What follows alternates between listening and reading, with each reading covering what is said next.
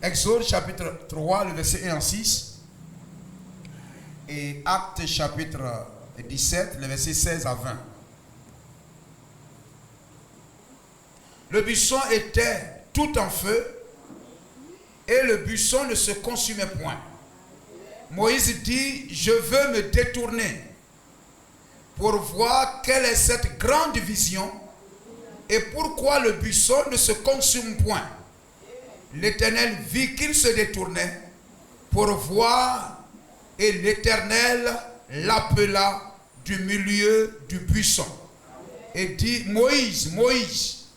Et il répondit, me voici. Et Dieu dit, n'approche pas d'ici. Amen.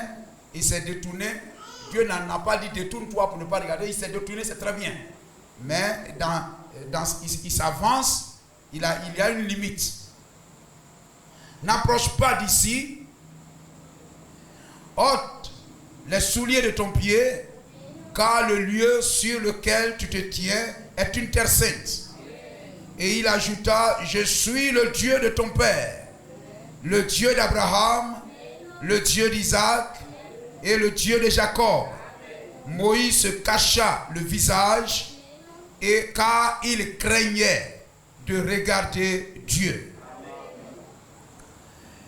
Actes chapitre 17. Ceux qui accompagnaient Paul le conduisirent jusqu'à Athènes, la capitale de la Grèce.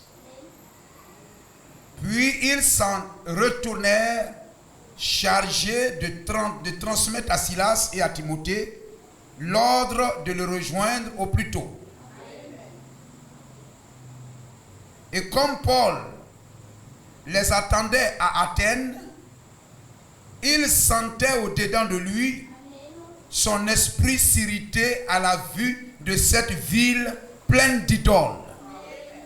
Gloire au Seigneur. Je crois que cette ville, c'est l'église catholique. Dans le spirituel.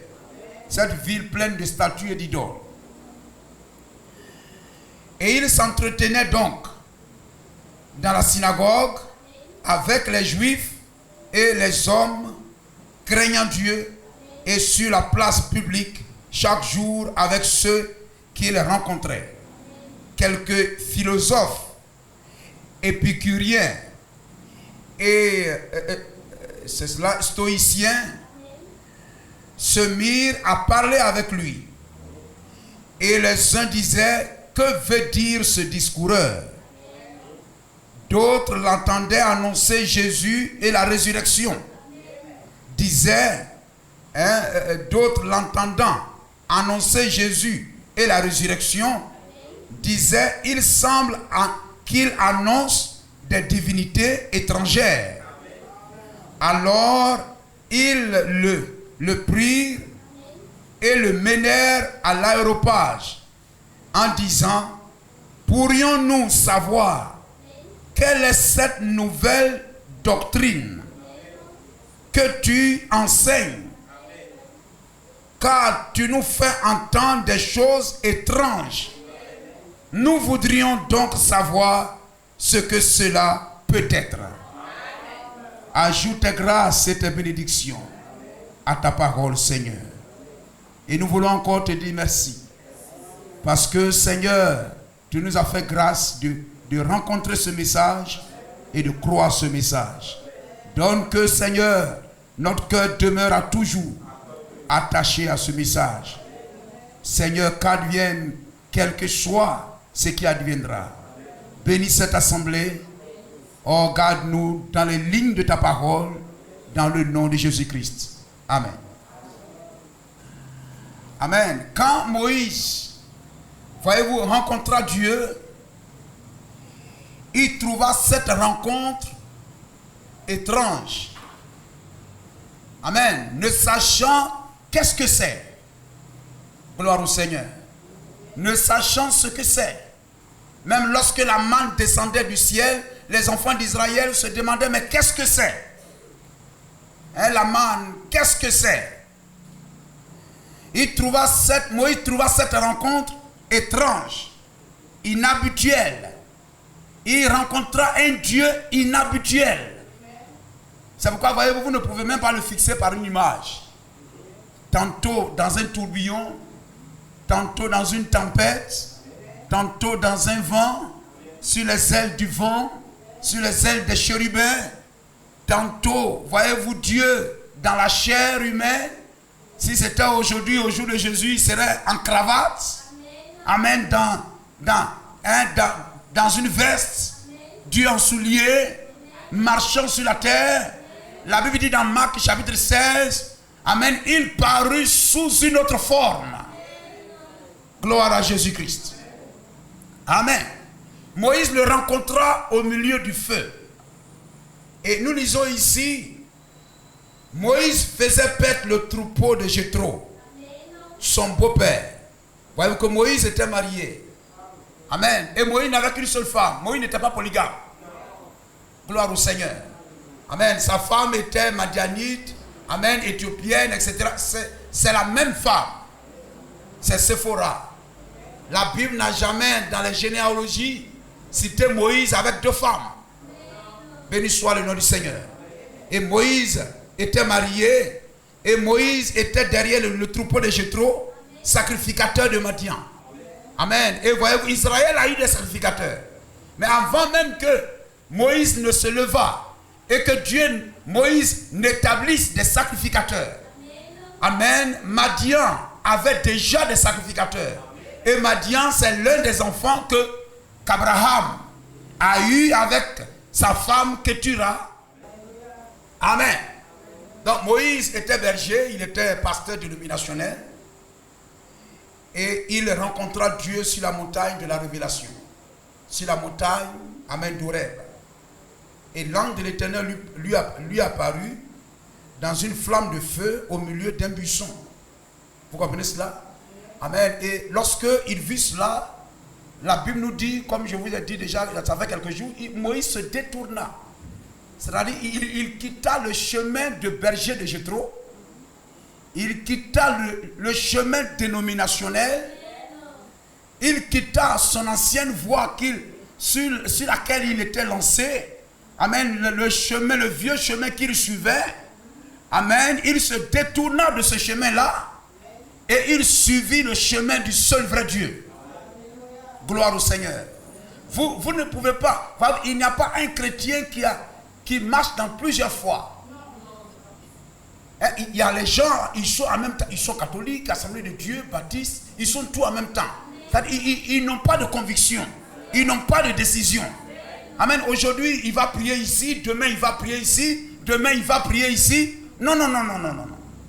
Amen. Ça, c'est quelqu'un qui manque de révélation. Amen. Jésus a dit à la femme au puits, vous adorez un Dieu que vous ne connaissez pas. C'est pourquoi lorsque Dieu invite Moïse à le servir, Dieu se présente. Amen. Il lui dit, je suis. Amen. Va dire que je suis, il m'a envoyé. Je suis celui qui suis. Amen. C'est le même Jésus-Christ. Béni soit le nom du Seigneur. Il est le je suis. Il est le Dieu d'Abraham, de Jacob et d'Isaac. Dieu lui-même s'identifie. Il se présente afin que Moïse sache quel est le Dieu qu'il sert. Il a dit, lorsque je vais aller vers les enfants d'Israël, ils me diront quel est son nom. Quel est ce Dieu-là qui t'a envoyé. Béni soit le nom de Jésus-Christ. Gloire au Seigneur. Amen. Alors Dieu se présente. Amen. C'est pourquoi voyez-vous frère, la divinité de Jésus-Christ. Amen. William Branham dit c'est la plus grande révélation. Qui est le Dieu que nous adorons? Il a commencé depuis l'invisible. Et il a commencé à se rendre visible. Il a commencé à se rendre visible. Il a quitté l'état esprit. Il est devenu théophanie, logos. Voyez-vous la colonne de nuée. Il a commencé à voyager. On pouvait voir une représentation de Dieu. Gloire à Jésus-Christ. Jusqu'à ce qu'il marche au milieu d'Israël dans un corps humain. Et qu'aujourd'hui, la colonne de nuée se laisse photographier. Vous comprenez cela? Afin que nous n'adorons pas de la confusion. Et que lorsque vous êtes un chrétien, vous puissiez savoir qui est Dieu. Amen. Qui est Dieu? Qui est-il? Amen. Parce que vous devez savoir qui vous adorez. Vous devez savoir qui vous adorez. Et Dieu se révèle. Gloire au Seigneur. Voyez-vous, la Bible dit Dieu se cache, se révèle dans la simplicité. Dieu se cache, mais il se révèle. Et il se révèle à ses prophètes. Amos dit Dieu ne fait rien sans révéler ses secrets à ses serviteurs les prophètes. Gloire à Jésus-Christ. Ainsi ce Dieu-là, Moïse ne le connaissait pas. Moïse, il est né, amen, il est né à Goshen. Il a voyagé déjà, amen, bébé, sur le Jourdain. Il a pris bateau. Il a voyagé sur le Jourdain, conduit par la main de Dieu. Il a été repêché par la fille de Pharaon. Il a reçu le nom Moïse, ça veut dire tirer des eaux. Et il a grandi dans le palais de Pharaon. Gloire au Seigneur. Amen. Les autres prophètes, quelquefois, sont tirés, amen, derrière, ils sont pris derrière des brebis, ils sont pris derrière des brousses, etc. et tout ça. Mais lui, c'est le prophète qui vient tout droit du palais de Pharaon. Amen. C'est-à-dire je peux dire qu'il vivait dans le luxe. Amen. Un prince d'Égypte. Béni soit le nom du Seigneur. Et Dieu l'a pris, amen, de cette maison-là. Amen. Il avait 40 ans. Et Dieu l'a pris, et Dieu a dirigé toutes choses de telle sorte qu'il puisse quitter là. Amen. Et s'évader dans le désert. Gloire au Seigneur. Et là-bas, Dieu a mis sa carte mémoire à jour. Amen. Dieu a effacé tout ce qui est de Pharaon. Tout le raisonnement. Amen. Tout ce qu'il pouvait emmagasiner. Alléluia. Il avait la connaissance des dieux d'Égypte. Des dieux de Pharaon. Il y avait Dieu pour les eaux. Dieu pour la moisson. Dieu de ceci, etc. Dieu devrait vider tout ça de Moïse. Gloire au Seigneur. Dieu l'a pris à 40 ans. Et Dieu le retient là-bas pendant 40 ans. Gloire au Seigneur. C'est une renaissance. Une nouvelle naissance. Gloire au Seigneur. Alléluia. Il recommence. Amen. Dieu le prend et le nettoie. Et Dieu lui fait vivre encore 40 ans.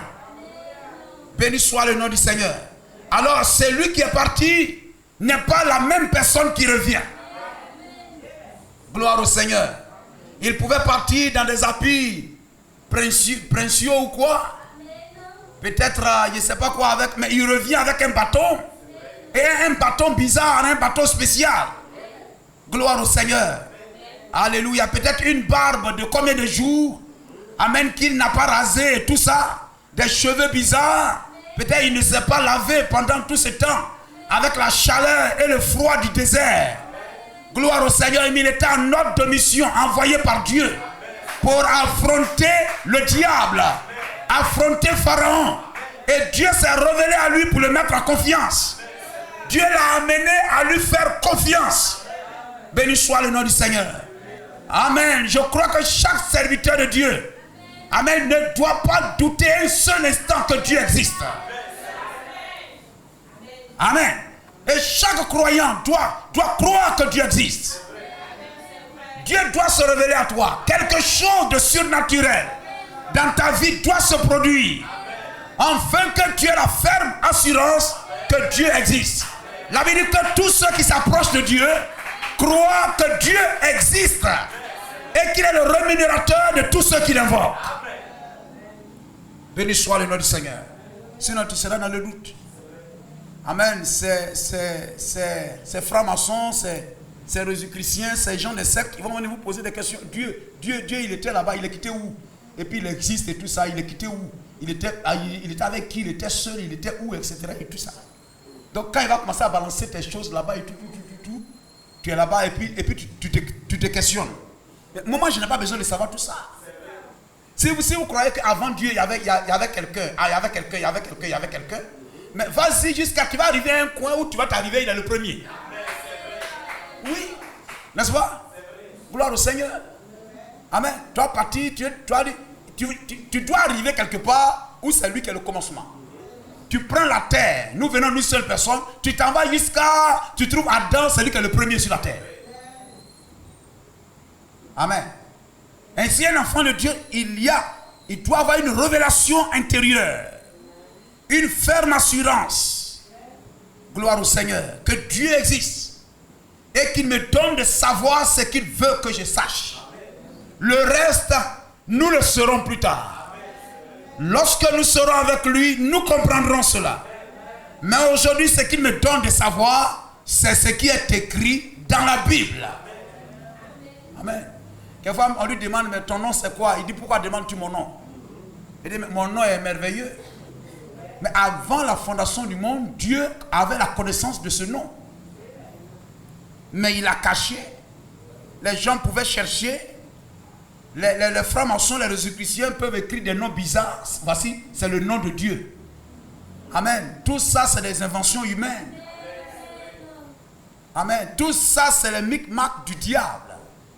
Gloire au Seigneur. Mais Dieu, au temps marqué, il a révélé son nom. Amen. Au temps marqué, il a révélé son nom. Gloire au Seigneur. Ce qui est dans la Bible est ce que Dieu trouve suffisant. Amen. Alléluia pour nous. Ce que nous devions savoir. Amen. Pour être sauvés. Si nous croyons que Dieu existe, c'est l'essentiel. Gloire au Seigneur. Est-il gros? Est-il orange, blanc, vert? Tout ça, ce n'est pas important. Mais je sais que Dieu existe. Et si tu crois que Dieu existe, amen. Comme j'ai eu, donne-moi la main et avançons. Gloire au Seigneur. Mais je sais une chose. Quel que soit le raisonnement que tu vas apporter, cela ne doit pas contredire la voix gravée dans ce livre. Quel que soit ce que tu penses que Dieu est, quel que soit ce que tu penses que c'est la parole de Dieu, cela ne doit pas contredire la Bible. Gloire au Seigneur. Cela doit être en accord avec les Écritures. Amen. Alléluia.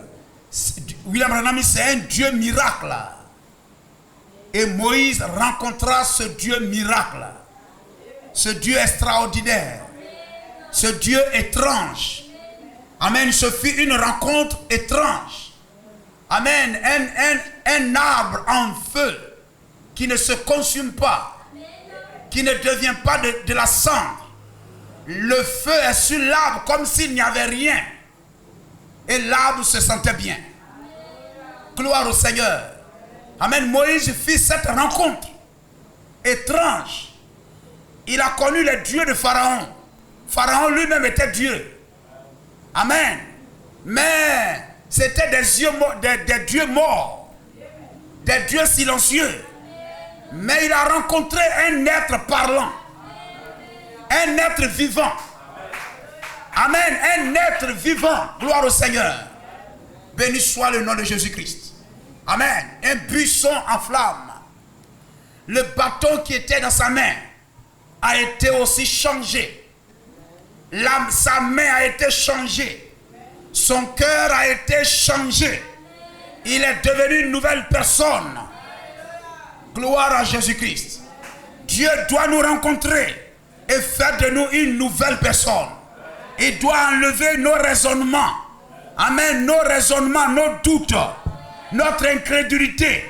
Et il doit graver la foi en nous. Amen. De telle sorte que nous ne doutons point de lui. Béni soit le nom de Jésus-Christ. Gloire au Seigneur. Frère, Dieu est un Dieu inhabituel. Dieu est un Dieu étrange. Et sa parole est étrange. Et Dieu nous a appelés à quelque chose d'inhabituel. À quelque chose auquel nous ne sommes pas accoutumés. Amen. Vous allez à l'église, mais lorsque vous entrez dans le message, vous avez l'impression que vous n'alliez pas à l'église même avant. C'est normal, frère. C'est quelque chose d'étrange, c'est quelque chose d'inhabituel. Moïse était berger de Jéthro. Berger, ça veut dire conducteur, ça veut dire berger. Mais lorsqu'il rencontre ce spectacle, amen, il est désorienté. Il faut qu'il se détourne afin de comprendre quelque chose. Béni soit le nom du Seigneur. Amen. Et comme je le disais tout à l'heure, lorsque vous entrez dans le message, il faut que vous vous détourniez. Ne venez pas dans le message en faisant marche arrière.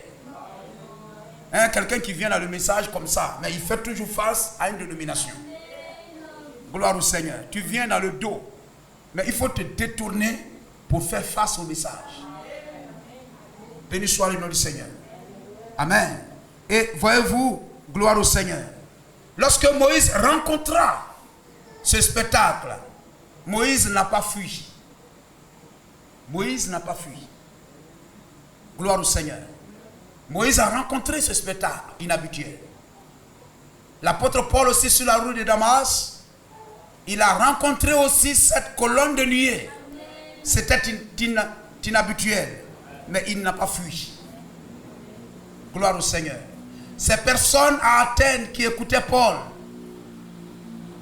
amen, à la première fois qu'ils attendaient, ils n'ont pas fui. Mais ils sont restés là, regardez, ils l'ont pris. Et puis, ils l'ont envoyé encore plus en secret à part. Il était en train de parler là en public et tout ça. Et puis après, des personnes particulières, qu'est-ce que c'est? Gloire au Seigneur. C'est-à-dire, du milieu de cette foule, il y aura encore une foule. C'est-à-dire, encore un tri. Amen. C'est-à-dire, nous qui sommes là, nous étions dans le monde. Quelqu'un est venu nous parler de la parole. On nous a évangélisés. On nous a apporté le message. Et nous sommes sortis du monde. Nous sommes venus ici. Mes frères, nous qui sommes venus encore ici, comme au jour de Gédéon, il y a encore un tri encore qui se fait. Voilà, il s'entretenait avec eux dans la synagogue, avec les Juifs et les hommes craignant Dieu sur la place publique chaque jour, ce qu'il rencontrait, etc. Amen. Et quelques philosophes et tout se mirent à parler, etc. Et amen. Alors ils le prient et le menèrent à l'aéropage en disant: pourrions-nous savoir quelle est cette nouvelle doctrine que tu prêches? Amen. C'est-à-dire là-bas, pendant la foule, là-bas et tout ça, dans la place publique, l'apôtre Paul a parlé. Ils étaient tous là avec les autres. Ils ont écouté Paul. Maintenant, ils veulent écouter encore plus. Aller encore plus en profondeur. Alors, ils vont prendre Paul. Les autres ont entendu, mais ne sont pas venus. Mais eux, ils ont entendu comme eux, mais ils veulent écouter encore. Amen. Et ils vont prendre Paul, ils vont l'amener encore dans un lieu un peu spécial encore. Et là, vous allez voir qu'à la fin, il y en a qui n'ont pas continué, mais il y a un groupe qui a continué. Gloire au Seigneur. Amen. Beaucoup d'appelés, les appelés sortent du milieu de tout le monde et les élus sortent du milieu des appelés. Gloire au Seigneur. Et voyez-vous, ces personnes-là, ils sont allés plus loin avec Paul. Ils n'ont pas fui, mais au contraire, ils se sont approchés. Amen. Oh, j'aime cela. Gloire à Jésus-Christ. Amen. Ils se sont approchés. Ce qu'il dit là est bizarre. Mais nous ne fuyons pas. Nous nous approchons encore. Nous voulons t'entendre encore plus en profondeur. Amen. Gloire à Jésus-Christ. Quelqu'un peut venir s'asseoir ici, il écoute, et puis il voit que ce qu'on dit ici, là, on ne dit pas ça à l'église catholique. On ne dit pas ça chez les assemblées de Dieu. On ne dit pas ça. Ils sont plus nombreux. Ils sont nombreux. Ils sont grands. Mais lorsqu'il écoute, il ne sort pas pour partir. Mais il revient encore. Il revient une autre fois encore. Il tourne. Et puis quelque chose le ramène encore. Et il vient, il écoute encore. Gloire au Seigneur. Amen. Et il s'attache à la parole. Gloire au Seigneur. La première fois qu'il a écouté, que tu as écouté, mais qu'est-ce que c'est? C'est étrange. C'est inhabituel. Gloire au Seigneur. Mais tu n'as pas fui. Tu t'es approché encore. Gloire au Seigneur. Moïse a trouvé ça bizarre, ce spectacle. Amen. Mais il n'a pas fui. Il s'est détourné de tout ce qu'il faisait. Il s'est détourné de son ancien chemin. Et il se tourne vers ce nouveau chemin. L'apôtre Paul, lorsqu'il rencontra la colonne de nuée, il n'a pas fui. Mais il s'est approché pour comprendre un peu plus. Béni soit le nom de Jésus-Christ. Amen. Et voyez-vous, cette rencontre a impacté la vie de Moïse, a impacté la vie de Paul. Amen. A impacté la vie de ces Athéniens qui ont voulu aller plus en profondeur encore. Gloire au Seigneur. Amen, frère. Alléluia. Lorsque Dieu opère quelque chose, lorsque Dieu envoie un message dans un âge, dans une génération, ce message a toujours été étrange, a toujours été inhabituel pour le peuple qui écoute ce message. Gloire à Jésus-Christ. Ce n'est pas populaire. Ce n'est pas populaire. Amen. Ce message devient minoritaire. Lorsque William Branham faisait le miracle, le premier pour le miracle, le deuxième pour le discernement des secrets de cœur. Amen. Les gens venaient en foule, en foule, en foule. Lorsque Jésus multipliait le pain, guérissait les malades, ressuscitait les morts, les gens venaient en foule, en foule, en foule. Mais lorsqu'il a commencé à ouvrir la parole, à prêcher la doctrine, la nouvelle doctrine, il est devenu minoritaire. Jusqu'au point d'être conduit à la croix, abandonné de tous. Ceux qui ont mangé ses pains et ses poissons, aucun ne l'a soutenu. La vérité de Dieu dans chaque âge, la nouvelle doctrine dans chaque âge, le message de l'heure dans chaque âge a toujours été impopulaire, a toujours été minoritaire, n'a jamais rencontré l'assentiment de la foule, mais a toujours été minoritaire. Lorsque Michée s'est levé au jour d'Akab, il avait la vérité, il était seul. En face de lui, il y avait les sacrificateurs de Jéthro. En face de lui, il y avait les pasteurs serpents. En face de lui, il y avait les faux prophètes, avec à leur tête Sédécias. Ils parlaient d'une seule voix. Amen. Si on parlait de vote, ils allaient gagner le vote. Amen. Mais c'est celui que Dieu soutient qui a la majorité, qui est reconnu dans le ciel. Gloire au Seigneur. Et Michée se tenait là, seul. Josaphat même qui avait demandé même qu'il vienne. Or que le roi ne parle pas ainsi. Mais laissez-le qu'on aille le chercher et qu'il vienne. Lorsqu'il est venu et qu'il a commencé à parler, Akab même a rendu témoignage de lui. Tout ce qu'il dit s'accomplit, mais il ne dit jamais de bonnes choses pour moi. C'est-à-dire son message n'était pas le bienvenu en Israël en ce jour-là. Il n'était pas bien aimé. Il n'était pas populaire. Gloire au Seigneur. Ce qu'on savait de lui, ce qu'on pouvait dire qu'il est populaire, c'est que c'est un prophète sévère. C'est un prophète sévère, difficile, qui prêche un message dur et difficile. Il ne prêche pour moi rien de bon. Vous comprenez cela? C'est le témoignage du roi. Et il y avait donc 400 prophètes, 450 je crois. Il y avait 450 prophètes de l'autre côté. Et il était seul, sans aucun soutien. Mais il avait la vérité. Il était minoritaire. Mais Dieu était avec lui. Il était dans le vrai. Gloire au Seigneur, frère. Béni soit le nom du Seigneur. Il était une personne étrange. Mais Dieu était avec lui. Lorsque Jésus est venu, il a commencé par être populaire. Et puis après, il a terminé étant abandonné, crucifié à la croix. Lorsque Élie de Tishbite s'est levé, il ne pouvait pas dormir dans le même endroit 2 fois. C'était une église de deux personnes. Amen.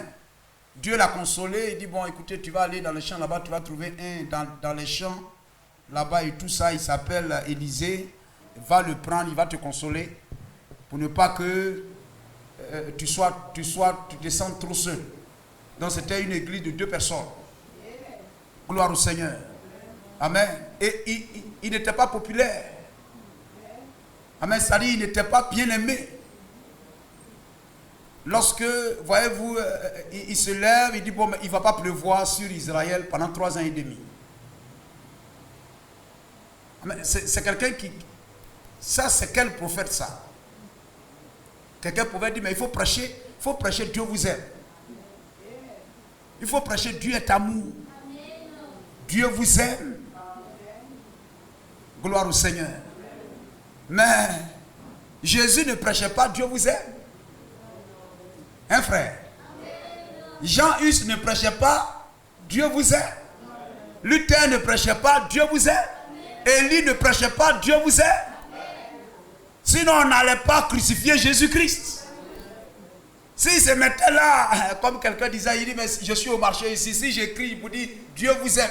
Et une femme était venue pour lui dire, mon frère, ce que tu prêches là, c'est trop dur, tu vois, ça n'amène pas là. Il faut dire aux gens que Dieu les aime, etc. et tout.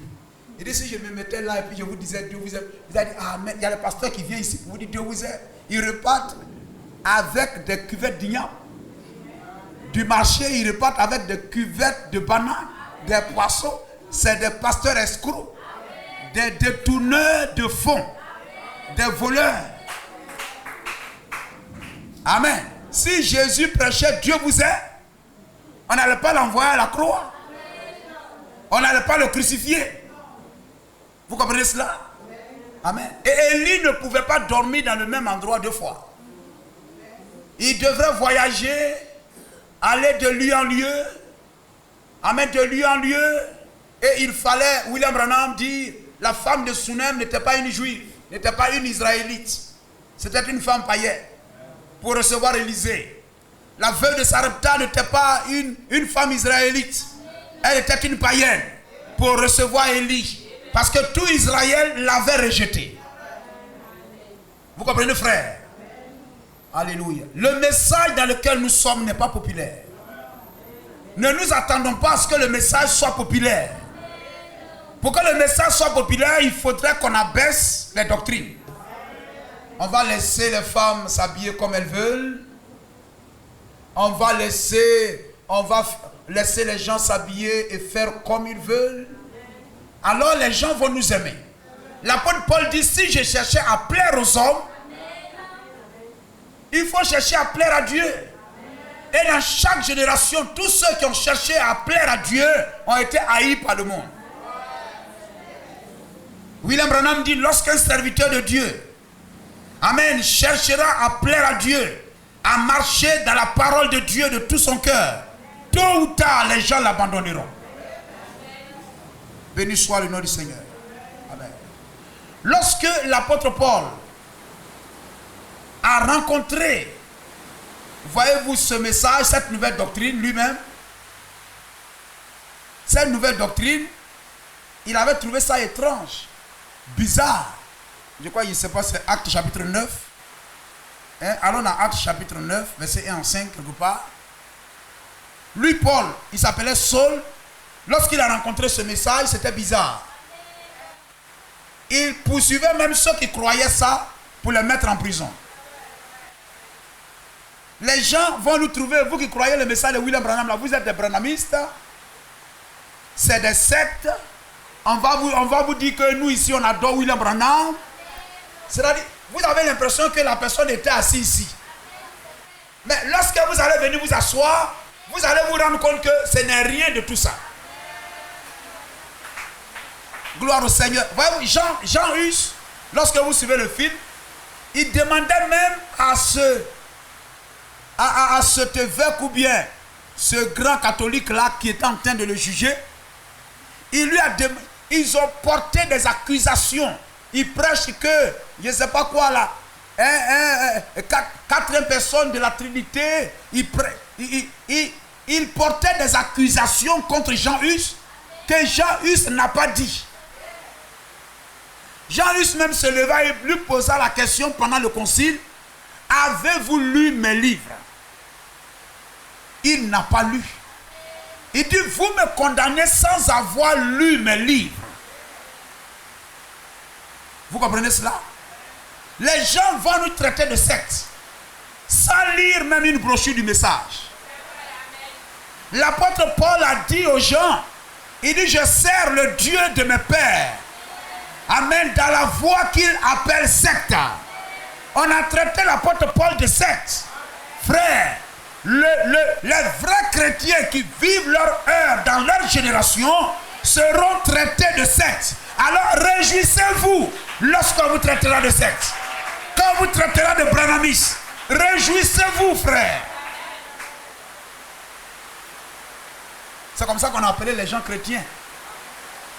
C'était un nom de moquerie. Mais aujourd'hui, tout le monde. Que Dieu nous aide. Amen. Cependant, Saul, respirant encore la menace et le meurtre contre les disciples du Seigneur, se rendit chez le souverain sacrificateur. En ce moment, l'apôtre Paul ne croyait pas encore. Il partait à l'église. C'était un dénominationnaire. Mais il ne croyait pas encore à Jésus-Christ. Et il était... Voyez-vous, les vrais ne cherchent pas à persécuter ceux qui sont dans le faux. Mais c'est ceux qui sont dans le faux qui cherchent toujours à persécuter ceux qui sont dans le vrai. Dans tous les âges, c'est Caïn qui va tuer Abel. C'est les pharisiens qui vont tuer Jésus-Christ. C'est Saul ici qui va chercher à emprisonner, à jeter en prison les disciples de Jésus-Christ. Et aujourd'hui, ce sont encore les faux, les cris de minuit, les ceci, qui vont chercher à brûler la Bible, qui vont chercher à casser, amen, les églises. Vous comprenez cela? Et lui demanda des lettres pour les synagogues de Damas, afin que s'il trouvait des partisans de la nouvelle doctrine, hommes ou femmes, il les mena liés à Jérusalem. Donc le message, la nouvelle doctrine, c'est ça le message de l'heure, était étrange, inhabituel pour l'apôtre Paul. Il cherchait à détruire ça. Or, lui-même était un prédestiné. Lui-même était une sémence de Dieu. Lui-même était un attribut de Dieu. Et quand le temps de Dieu pour lui arriva, Dieu lui-même se chargea d'ouvrir ses yeux et de l'amener à croire ce que lui-même cherche à détruire.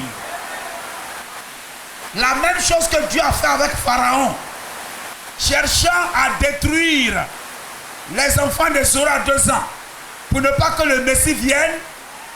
Amen. Pharaon lui-même a élevé Moïse et a payé un salaire à sa maman pour l'élever.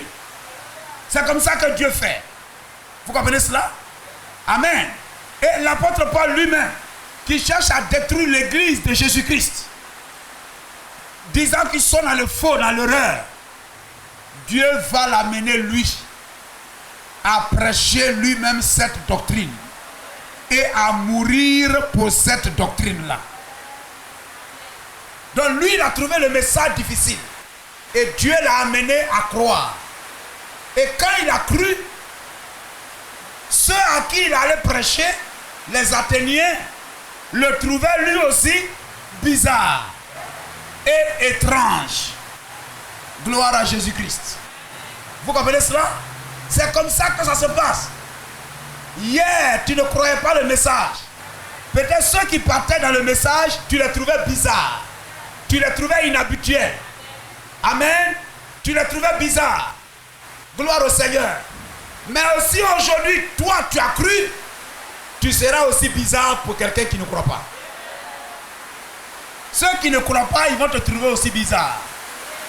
Gloire au Seigneur. S'ils ne te trouvent pas bizarre, c'est que tu ne vis pas le message. C'est que tu ne mets pas le message en pratique. Les gens qui nous connaissaient avant,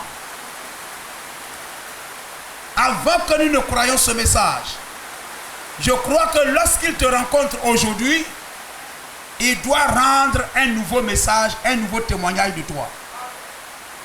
Il doit dire que tu as changé. Ton langage a changé.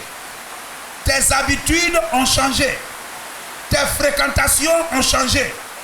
Ton habillement a changé. On dit, mais tu es devenu bizarre. Ce n'était pas la personne à laquelle on était accoutumé. On était habitué. Amen. Je ne te connaissais pas comme ça. Mais qu'est-ce qui s'est passé? Amen. Tu as rencontré une nouvelle doctrine et toi-même tu es devenu une nouvelle doctrine. Tu as rencontré l'inhabituel et toi-même tu es devenu inhabituel pour les gens. Dites Amen. Gloire à Jésus-Christ. Béni soit le nom du Seigneur.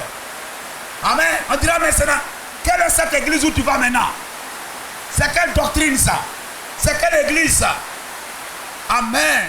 C'est le même témoignage qu'on a rendu à ceux qui étaient dans la vérité avant nous. Amen. Lorsque tu rencontres le Seigneur, c'est cela. La symphonie de ta vie. La symphonie de ta vie doit changer de rythme. Ta vie change de rythme. Les habitudes changent. Et demeurez comme cela. Ce n'est pas parce que les gens vous trouvent inhabituels. Les gens vous trouvent bizarre. Ils vont vous abandonner. Lorsqu'on ne trouvait pas Jésus bizarre, on le suivait où? Mais lorsqu'on a commencé à le voir qu'il porte une nouvelle doctrine, les gens se sont séparés de lui. Lorsque tu vas commencer à vivre cette nouvelle doctrine, les gens se sépareront de toi. Ils te trouveront bizarre. Mais ce n'est pas parce que les gens te trouvent bizarre et les gens ne veulent plus marcher avec toi, causer avec toi, venir regarder la télévision chez toi, que tu vas avoir honte pour quitter la nouvelle doctrine. Ne quittez pas la nouvelle doctrine. Dites Amen, Amen. Voyez-vous, tout le monde ne croira pas. Tout le monde n'a pas cru Moïse. Tout le monde n'a pas cru Jésus-Christ. Tout le monde en a lu ici n'a pas cru en Paul. Tout le monde ne croit pas en William Branham. Ils trouveront le message, une nouvelle doctrine, bizarre, inhabituelle. Mais Dieu trouvera des frères et des sœurs pour brandir ce message par leur vie et par leur témoignage. Gloire au Seigneur. Amen. Alléluia. Paul n'était pas intimidé. Il n'était pas intimidé. Il n'a pas eu honte. Jésus n'a pas eu honte. Il a même dit, malheur à celui qui a honte de moi. Lorsqu'on vient l'attraper, ses disciples ont fui pour aller se cacher. Ils se sont dispersés. Qu'est-ce que ça serait merveilleux si le message était aimé par tout le monde? Mais le message ne peut pas être aimé par tout le monde. On sera petit, minoritaire. C'est notre épreuve. C'est notre épreuve. C'est notre test. D'autres ont vécu ça avant nous. On vivra ça aussi. Je voyais Jean Hus. On le brûlait. On l'a amené sur le bois. On voulait mettre le feu. On dit, tu as une dernière chance. Personne ne s'est levé pour dire, ne le brûlez pas. Ne le brûlez pas. Tout le monde a fermé sa bouche. Il était seul. Amen. Même jusque sur le poteau où on va le brûler, on l'a attaché. On dit, il faut renier ce que tu crois là. Et puis on va te détacher et puis te libérer. Il a dit, à moins qu'on me prouve cela par les Écritures, je préfère mourir. Seigneur, en tes mains, je remets mon esprit. Et si un homme a pris cet engagement, cette décision comme ça, est-ce que Dieu nous pardonnerait si on s'amuse? Non, frère. Gloire à Jésus-Christ. Amen. Vivons le message.